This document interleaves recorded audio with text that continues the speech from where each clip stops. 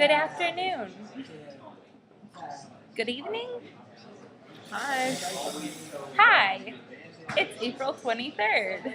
which means It's vlog every day in April. I'm gonna vlog every day in April.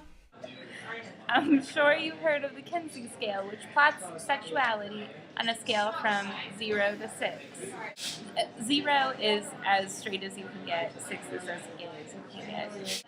And the problem is that how pretty you are today. Look at this prettiness. okay, so back to the Kinsey scale. From 0 to 6. 0 to 6, and the problem is that it really inadequately measures sexuality because sexuality is much more complex than that. So Renee and I have altered it. Now, ours is still problematic. Sexuality is such a big, complex topic that you can't very easily create a way to plot, right? So before we explain to you how we've altered it, it's important to know that in our new scale, It's not perfect. it's not perfect, and also There needs to be a fourth the dimension plot- to make it better.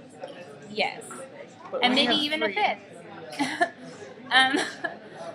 But also, when you plot yourself on this chart of sexuality, it's not like you're stationary. And throughout your life, you're probably going to change your position. I know I have. Yeah, At one point I thought it was really straight, interesting. right? And at one point Who I was was on like, your wall? Like, who's your poster person? Orlando Bloom. Orlando Bloom. I had a wood-mounted poster of Orlando Bloom. You have to Wood-mounted. admit, though, Orlando Just- Bloom is a really pretty He's a man. very pretty man. So this is how we've altered it. First, with the Kinsey scale, if you're asexual, then you're not on the scale at all. You're like, here, where my nose is. Right there. Not on the scale at all. So the first thing we did is we created a y-axis. That is where you would plot your sexual drive.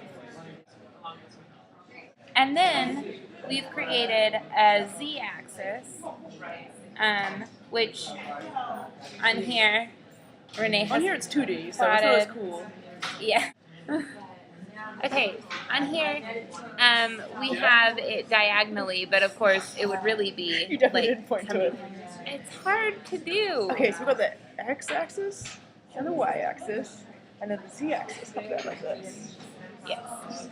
And the z-axis. Makes a really cool 3D shape if you actually plot it in real life, Yeah. which I really want to do. Yeah. Can we do that? We can. I'm all for that. Good. And then the z-axis is your gender identity. So that makes it a little less cisnormative, Yeah. which is one of the big problems with what we initially had. Just Yeah. Wait, I know we said sexual identity. That was who you were attracted to, though, right? yes. So that covers. We don't need a fourth axis. But that's who you're attracted to. We can't make the x-axis the gender identity of the person that you're attracted Yeah, to. because that's like you're sexually. Yeah, because if you're like, if I was sexually attracted to masculine, right, then that would include women who identify as masculine, Yeah. So we are. who are pretty hot. It gets very difficult because, like, Yeah, what is a man then? And what is a woman? You know. yeah, it is very complicated. I make it very easy for myself. I'm like, oh, I'm attracted to everyone. Potentially. So, I'm just like, oh, you have to worry about that. So when Renee distinctions. plots herself, she just like draws a circle over the entire I just have a thing sphere. and like colors it in with multiple colors. no, like, and my then, like, my throws some point. glitter at it.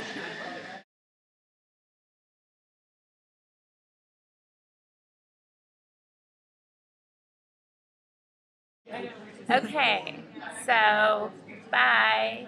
Bye. We love you. We love you all. Bye. Good job.